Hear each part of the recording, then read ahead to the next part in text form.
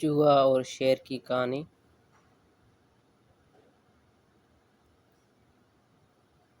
وہ ایک دفعہ کا ذکر ہے کہ ایک جنگل میں ایک شیر رہتا تھا۔ ایک دن وہ شیر سو رہا تھا کہ اچانک ایک چوہا وہاں آ گیا اور شیر کے بالوں میں گھس کر کھیلنے لگا۔ اچانک شیر کی آنکھ کھل گئی۔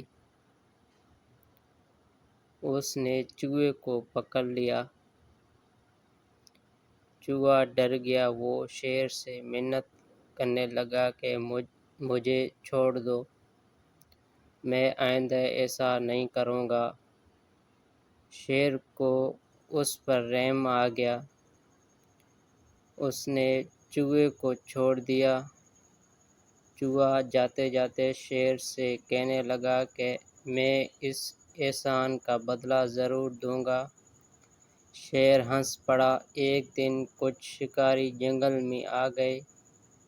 انہوں نے جال ڈال کر شیر کو پکڑ لیا۔ وہاں اچانک وہی چوہا آ گیا۔ اس نے اپنے دانتوں سے جال کو کاٹ دیا۔